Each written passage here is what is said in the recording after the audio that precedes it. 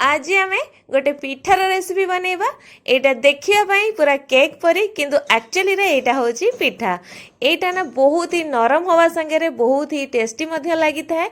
एटा नरम हवा पाई नाई तो एठी आमे बिरीर व्यवहार करिबा, नाई तो सुजी, नाई तो दही, नाई तो इनो। तो एठी मु कौन करछि ना नेइछि गोटे नॉर्मल ग्लास, जो ग्लास कि आपण माने रेगुलर रे पानी पिउथिबे, तो सेइथरे मेजरमेंट करिकि मु नेइ जाइछि गोटे ग्लास अरुआ चाउल। आपण माने एठी नहीं पारिबे अरुआ चाउल बदल रे पिठा चाउल।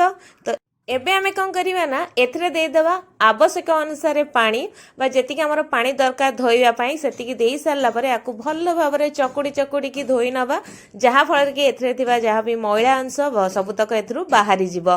तो एठी देखंतु मु एई चाउल को पाखापाखि 2 ରୁ 3 थर भल भाव धोईकी नहीं आसी। तो ये मुझे देदे एथरे गोटे ग्लास पाखापाखि पानी आकु मु 2 घंटा पर्यंत भल भाव बतुरिया छाड़ी दौची। 2 घंटा पर आप देखिपे चाउल आमर केते बढ़िया भाव फुली जाइए, कहीं ना एठी हमर चाउल गुड़ाक चिपिले 2 खंड हो जाउची। तो एबे आमे ताकू कौन करबा ना गोटे ब्लेंडिंग जार नबा, आउ सेथिरे जो आमे रखिथिले चाउल को भिजेइकिनी सबुतक चाउल एथिरे आमे दे दबा। टिके बड़ वाला ब्लेंडिंग जार नेबे कहीं ना जोथरे बाटिया पई हमको सुविधा हबो। तो एबे एथिरे आमे अल्प टिके पानी देके आकू बढ़िया से ग्राइंड करिकि नहीं आसीबा। बेसी पानी देके ताकू पतला करिवेनी। देखि पाउथिबे एटा केते बढ़िया भाव एटा चिकन हो जाइछि।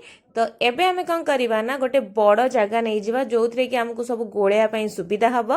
तो सेइथरे एबे जो आण बा जो चाउल बटाटा को आमे आनिले सेथरे सबतक देई दबा। आउ आमे जो ग्लास रे मापी की अरुआ चाउल नैथिले ना सेई ग्लास रे मापी की मु एठी दे दोछि गोटे ग्लास गुड़। आपण पाखरे जेमितिया भी गुड़ थिबो आपण माने नेई परिबे, पाउडर गुड़ हो किबा जदी बिंडा वाला गुड़ थिबो ना ताले आपण ताकू छेचिकिनी मध्ये एथरे पकेई परिबे। ता सहित एथरे मु दे दोछि गोटे चामच गोलमरीचर गुंड, गोटे चामच मुझे दे दूची गुजराती गुंड, ता सहित खंडे अदा को मध्य मुझे छेचिकी एथरे पकई दउची। आ मीठा को बालांस करने मुझे अल्प टिके लुण दे दूची, ता सहित किछि कोरा नड़िया को एथरे पकई दउची। ए सबु ना पकई सारला परे ताकू बढ़िया से आम या गोळेई नवार अछि। जदि भी आपणकर माने गुड़ किछि बिंडा बिंडा रही जाउची ताले एमती आपण माने हाथ रे एमती दळी दळी की सबुतक बढ़िया से मिक्स कर नेबे, नहले हमर फुलिला बेले गुड़टा रही जिवो आ भलसे पिठाटा हमर माने फुलिबनी। तो एठी देखंतु बढ़िया भाबरे मु ए आण को फेंटी नेइची। तो एबे याकू साइड कर नबा। नेक्स्ट प्रोसेस रे कोन होउची टिके देखि नबा। तो एबे देखंतु जो ग्लास रे मापी की मु चाउल नेइथिली से ग्लास रे मापी की मु नै जाइची आधा ग्लास रो टिके अधिक चूड़ा। आपण पाखरे मोटा पतला जहाँ भी किसी चूड़ा थी ना आप नहीं पारे, किसी असुविधा ना। तो से अल्प पानी देकी मुझे भल भाव धोई नौची। आर जी मैला अंश थी सबुतक बाहरी जीव। तो ये एटा धोई सारापर मुझे अल्प किसी पानी दे दूची। आउ ताकू गोटे मिनिट पर्यंत भल भाव बतुरिया छाड़ी दौची। तो चूड़ाटा आमको बतुरिया बेसी समय लगे। ये देखो चूड़ा आमर पूरा बढ़िया से बतुरी जाइए। तो एबे आमे कौन करबा ना ये चूड़ा को पूरा एमती चिपुड़ी चिपुड़ी की सबुतक बाहर करनबा। बिल्कुल भी पानी आधरे रखिबेनी कहीं चूड़ा ऑलरेडी बतुरी गलानी। तो एबे जो ब्लेंडिंग जार रे आमे चावल को बाटी थिले से ब्लेंडिंग जार रे कौन करबा ना आमे सबुतक चूड़ा को एठी देई दबा। आउ सेथिरे अल्प पानी देइकिनी ग्राइंड करके चिकन करके नहीं आसीबा। बेसी पानी देइकी याको माने ग्राइंड करिवेनी, जेतिकी हेई परिबो ग्राइंडिंग आपण करिनेबे। एमती एटा अठाळिया अठाळिया हेकी रहिले हमर पिठारे टेक्सचरटा तार बढ़िया आसीबो। तो एट देखंतु बढ़िया से ग्राइंड हेकी एटा आसी जाइछि। तो एबे आमे कौन करबा ना जो आण रखिथिले आमे गोळेइकिनी बा पिठार सेइथरे कौन हम ना आमे जो ग्राइंड करके नेकी आसले चूड़ा को, तो सेई जो चूड़ार बटाटा को आमे एथरे सबुतक पकई नबा। या फल कौन हम ना चूड़ार जो टेक्सचरटा ना पिठारे बहुत ही बढ़िया आसीबो आ पिठाटा हमर नरम हबो। तो एबे आमे कौन करबा ना चूड़ा पकई सारला परे पूरा हाथ रे बढ़िया भाव में ताकू चकड़ी चकड़ी की भल से आमे गोळेई नबा। जहाँ भी किसी बिंडा थिबो ना जेमती ताकू सब खोली नेबे आपण माने। तो देखि पारथुए चूड़ा पकेला परे एटा केते गाढ़ा हो जाउची आ तार टेक्सचर मध्ये देखुथिबे केते बढ़िया आसी गलानी। तो एटी देखंतु मु सबुतक एमती भल भाव में मिक्स करि नेइची।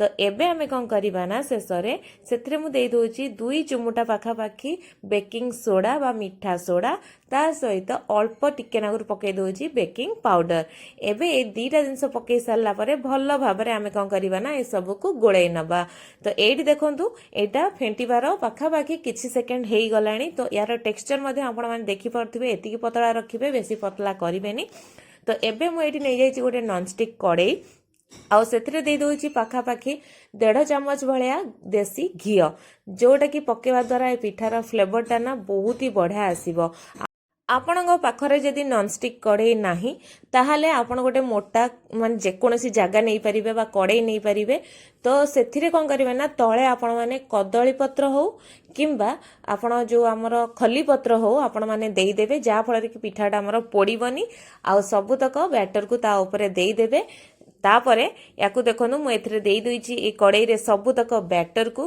तापरे याकू टिके भल देखा जीवा पई बा सुंदर देखा जीवा पई मु एथिरे कौन करछि ना ता ऊपरे टूटी फुटी को पकई नउछि आपण माने पाखरे यदि टूटी फ्रूटी नाही ताले आपण नॉर्मली कौन करिवे ना नड़िया को काटिकिनी तार पतला पतला स्लाइस को ता ऊपरे सजेई परिबे आउ नाही तो मु एमति देखंतु काजू मध्ये एमति सजेई नउछि तो आपण माने चाहिले चेरी मध्ये देकिन ताकू सजेई परिबे तो आपणकर इच्छा आपण माने पिठाडा को केमती सजाया पई चाहुचंदी जदि बिल्कुल भी न सजेउचंदी ताहाले पिठार भी माने टेस्ट बहुत ही बढ़िया आसीबो तो एट देखंतु मु सबुतक बढ़िया भाव में एमती ताकू पिठाटा को सजेई नै छी जा फल कि एटा टिके अट्रैक्टिव लागिबो आ खाया पई ना बेसी इच्छा हबो तो याकू एबे घोड़े किनी मु 25 मिनिट पर्यंत पूरा लो फ्लेम रे छाड़ी दोची हाँ माने धीरे धीरे यहाँ हम आउ बढ़िया से सीझीज तो 25 मिनिट पर मुझे काढ़ी आपण मानक देखौची देखंतु एटा हमर पूरा क्लीन आसुची बिल्कुल भी हाथ रे लागुनी ता माने पिठाटा हमर एठी परफेक्टली कुक्ड हो गलानी तो आपण माने एमती कम आंचरे ही सब बळे बनैबे